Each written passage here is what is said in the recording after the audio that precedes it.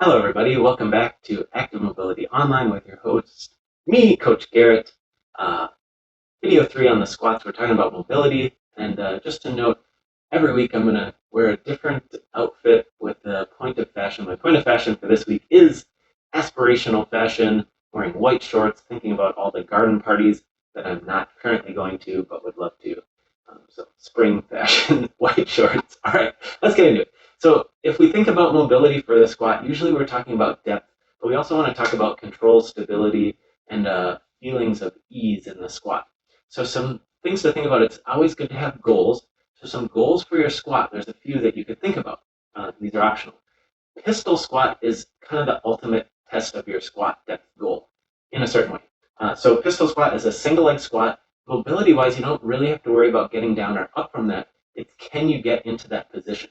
So starting with feet together, and to get into these, we'd want to make sure we're also paying attention to those points of form, so not sacrificing good form just to get to depth. So weight still balanced in the foot. In a pistol squat, my back is going to be rounded necessarily. That much hip flexion almost is always going to round the back somewhat. So if I can be in this position, can I stick a foot out and keep weight balanced in that foot? Can I lift that heel? And same thing, I'd want to be able to do that on both sides. Otherwise, if you're not going for a pistol squat, just thinking about a narrow squat and how deep you can go. For a fairly narrow squat, we'd want to think hips getting pretty close to heels, well past parallel. For a wider squat, we would want to think at least parallel, so hips below the knees or the femur going a little bit past parallel is ideal. The wider you go, probably the less likely it is that you can get past parallel. That brings me to another point. So those are some good goals to work towards, but in getting into our mobility, we want to think about testing and then retesting our position. So I'm going to have 3 tests for our squat. A wide squat, so getting out fairly wide, wider than maybe your normal squat. And when we test, we're going to see how deep we go, how well we're able to control the movement, and then also how it feels. Where am I feeling the limitation? So for a wide squat, we're mostly going to feel this in the hips. For me, this is about as deep as I can get. It's probably maybe just at parallel. This is not my strongest position for squatting. So if we have trouble in this wider position, our hips and inner thighs are probably the culprit. Narrow squat, again, we're going to see how we feel down here, how deep we can go. If you tend to fall over backwards at about here, that's all ankle. So that narrow squat is going to be testing our ankle range of motion, as well as knee flexion. So if you start to have pain in your knee, but it doesn't feel like you're going to fall over yet, you might have some tightness in the quad that leads to that knee discomfort that's stopping you. But if you feel like you're going to fall over, that's ankle. So the final test is going to be for inner thigh, and that's going to be more of a side lunge. So wide stance, we're going to have one leg straight, and we're going to drop the hips back. So big hinge in the hips, and that knee is still going to come out a little bit so that we have balance in that foot. We're going to see how deep we can go. Just this is going to test our inner thigh mobility. If we can get to a bottom and then releasing those toes on the other side gives us like a lot more depth to it, then we know we're dealing with some tightness in that inner thigh. So if I can get here with that foot down and then I turn it up, I don't get a whole lot more. But if I get here and then I turn that foot up and I get a lot more, that's telling me inner thigh is going to be pretty tight and contributing to some squat stuff. So do those tests and then do your mobility stuff on one side and then do those tests again. So again, the formula for mobility is warm up. So hopefully we've done a workout or some squats. Then we're going to smash. Then we're going to stretch. So we'll test. Now we're going to get into some smashes. If that narrow squat is your problem or is the thing you're working on, we're thinking about ankle. We're going to get at that in 2 different ways. One is we're going to get at the bottom of the foot. So this plantar fascia can actually lead to some tightness and limited mobility through the ankle.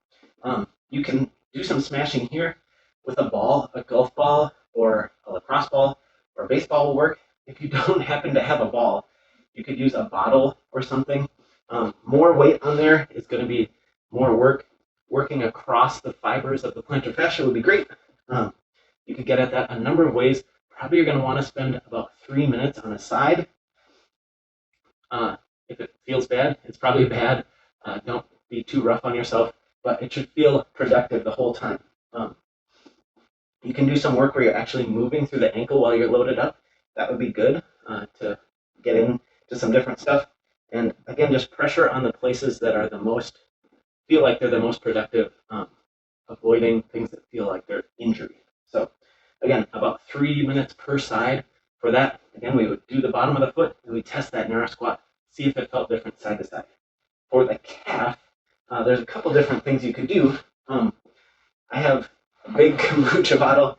You could use a wine bottle. I would really advise you not to do this on a foam roller. Imagine this was a foam roller. It's soft enough, but to get the feelings that I want, I'm going to have to hold my whole body weight up, really wearing out my shoulders and my wrists to get the pressure I want.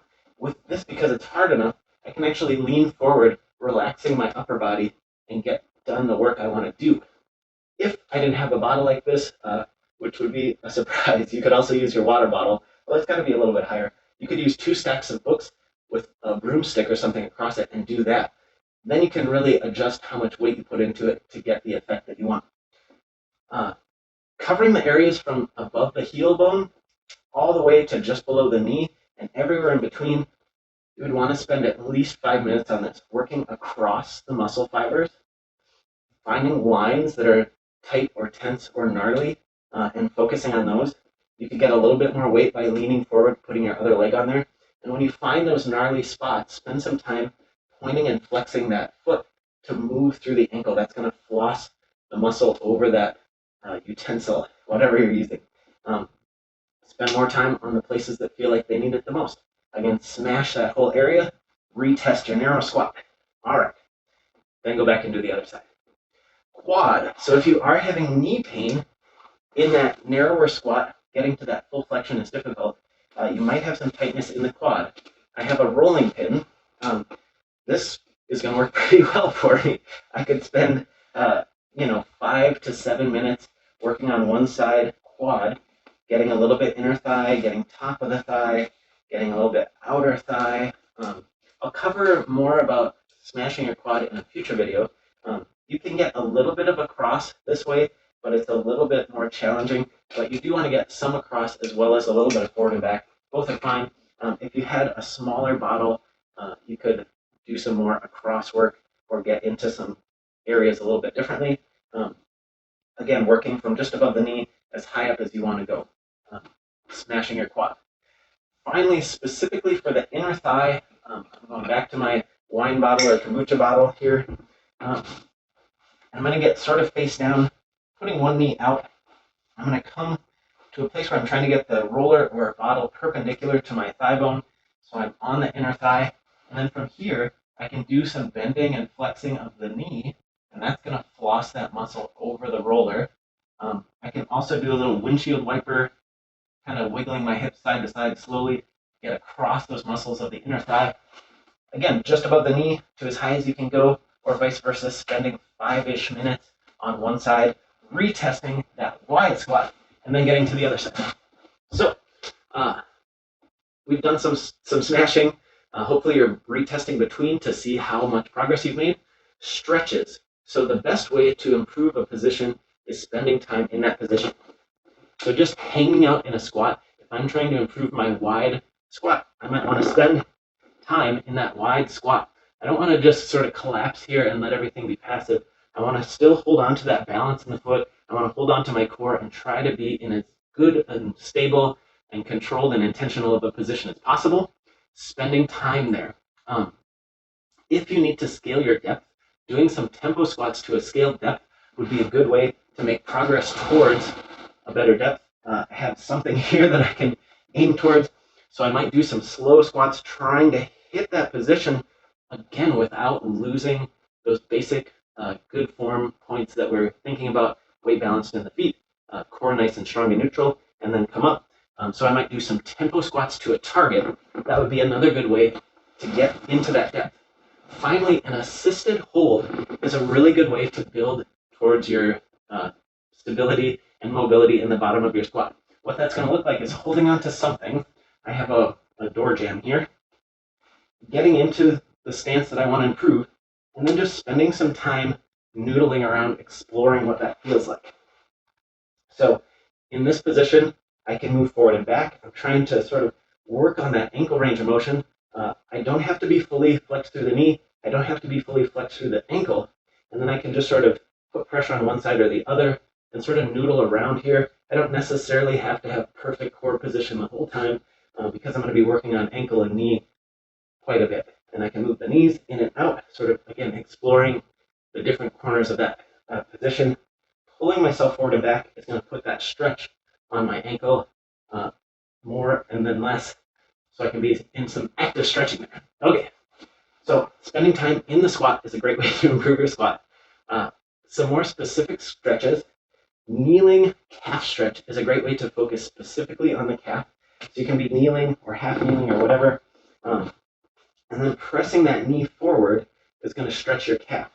It can be hard to do and keep your foot all the way on the floor without some extra weight. Otherwise, that heel is just going to come up. I have a bag of Epsom salt. So I can place this here. It's going to just help me get more stretch without having that heel come up. And again, I can explore around in that position. You'd want to do about 90 seconds of stretch on one side, retest maybe your narrow squat position, and then do the other side. If you have Achilles issues at all, I would take it easy on that stretch in particular. It can put a big load on the Achilles, and you wouldn't want to overdo it. You would want to spend more time smashing this belly of the calf and a little bit less intensity. You'd still probably want to spend 90 seconds, but you wouldn't want to take that to a really hard feeling stretch. If you're working on inner thighs, frog stretch is going to be a great way to get into that. I'm going to take my knees out just outside my hips. So my ankles, knees, and hips are all at 90 degrees. So from this position, I'm going to turn the stretch on at my hips by pressing my hips back. I can take some breaths into my hips, into my lower abdomen in this position. And then forward is going to turn that stretch off. As I loosen up, I'm going to walk my knees out a little further. So if you get there and you're like, I don't feel it, I can go way back. Take your knees out wider. If your pelvis is down to the floor, I don't know that this is going to do you much good. But working that stretch back and forth, we can also add a little contract relax here.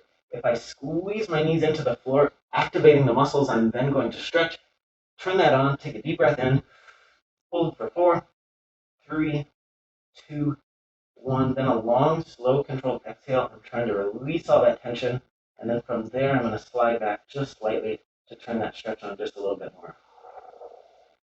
You might do that whole sequence 4 or 5 times, again, spending about 90 seconds to 2.5 minutes on that stretch. Finally, if you're working on your quads, I like a supine quad stretch. So lying face down, if you needed a sock or something to be able to reach as a strap, great. Otherwise, grabbing your foot, bringing your hip or your heel all the way to your hip. From here, I'm going to drive my tailbone into the floor, pressing my pelvis into the floor. So I'm locking this in and then driving that tailbone into the floor. I can really feel my pelvis rotating under me, and I can feel that stretch coming on. Again, you would go through that cycle a few times. You could use some breath here. Press the tailbone down into the floor, take a deep breath into the thigh, etc., etc. You could press back into the hand to do some of that contract relax there.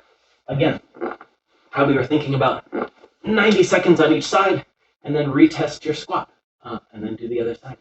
All right, that's squat mobility. Look forward to seeing you next week.